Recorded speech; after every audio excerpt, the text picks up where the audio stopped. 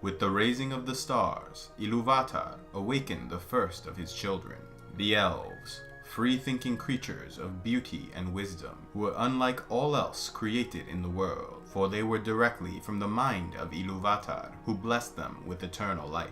They were born in Middle-earth, in a land known as Cuiviénen, and though the Valar had been waiting long years for their coming, it was Melkor who would first discover them. For Middle-earth was his dwelling, and he was eager to have dominion over all creatures. In secret, he captured those who wandered alone in the forest, twisting their minds and corrupting them.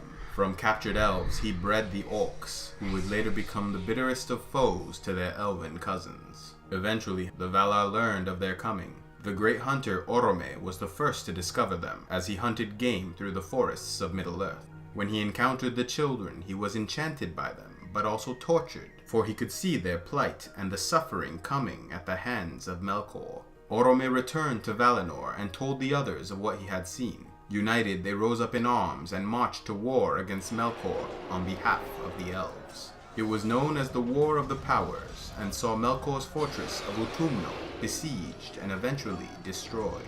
Melkor was captured and taken in chains to Valinor. However, his second-in-command, Sauron, escaped the assault and fled to the western fortress of Angband, where he would continue to breed orcs and trolls for his captured master. Melkor was sentenced to 3 ages in the halls of Mandos, after which they would speak to him again and decide his fate anew.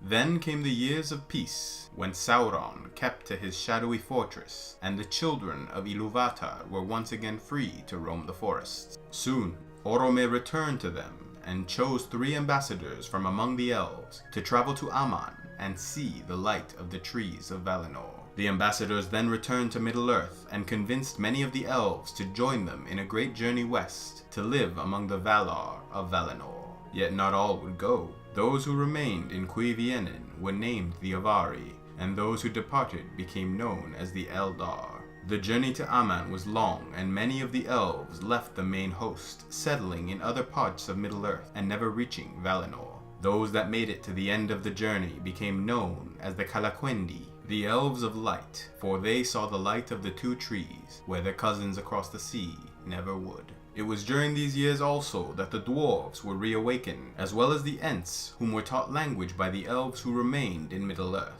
Yet the peace of these years could not last forever, and after 3 ages, Melkor was brought before the Valar once again. The Dark Lord had seemingly changed his ways, and feigned regret for his past actions. He now desired above all else to return to the light of Iluvatar. His brother Manwë was so good-hearted that he could not see past the ruse and allowed Melkor to go free. Yet Melkor did not immediately attack the Valar. Instead, he continued to be helpful and outwardly reformed, while in secret he plotted and schemed against both the Valar and the Elves who he despised. He began sowing discord among the Elves of Valinor. He worked his tricks on the elf Fëanor, the eldest son of High King Finwë of the tribe Noldor. Fëanor was a remarkable elf who created 3 gems known as the Silmarils, which contained light from the 2 trees and were so precious that no one, not even Fëanor, could ever reproduce their likeness again. Melkor chose to use Fëanor as a trigger for war by convincing him that his half-brother Fingolfin was planning to usurp his right as heir to the throne. Fëanor threatened Fingolfin with death and was exiled from Valinor, and so he went north, making his home in the fortress of Formenos. Finwë, his father, joined him in exile until Fëanor finally realized he had been tricked by Melkor and returned to Valinor to make peace. Yet it was during this time of Fëanor's departure that Melkor, with his new ally, the Ungoliant, a primordial evil in the form of a giant spider, attacked the 2 trees, destroying them and plunging Aman into darkness. They also attacked the northern fortress of Formenos, killing Fëanor's father, Finwë, and stealing the Silmarils, which Melkor would take to Middle-earth. Fëanor renamed Melkor to Morgoth, the Black Enemy, and swore an oath to recapture the Silmarils, leading an army of Noldor towards the coast, where they demanded ships to cross the sea.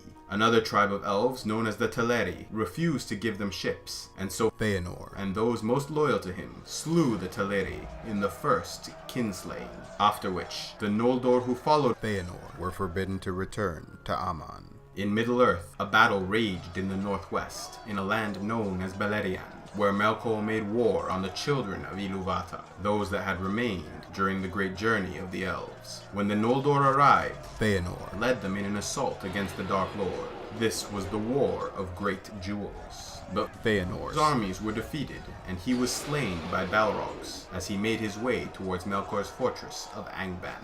Though Feanor was killed, his sons would remain united in their quest to recover the Silmarils in their father's name. Fingolfin, the brother of Feanor, had originally left for Middle-earth with the Noldor, but they were abandoned after the kinslaying, and Fingolfin was forced to lead his people across the northern bridge to Middle-earth. The journey was long and many elves died along the way, but eventually they made it and reunited with the remaining Noldor, who had been scattered after the defeat of Feanor. Fingolfin was made High King of the Noldor of Middle-earth and would lead his people in continuing the fight against Morgoth. In order to restore light to Aman and the world, the Valar used the last flower and fruit from the two trees to create the sun and the moon in the sky. And so it was that men began to walk through the forests of Middle-earth, awakened by the rising of the sun. Men were born with the gift of mortality, wherein they had short lives, and were eventually to die. The spirits of men departed from the world to a place unknown to any except Iluvatar. As the Noldor continued their war, pushing Morgoth back to his fortress of Angband,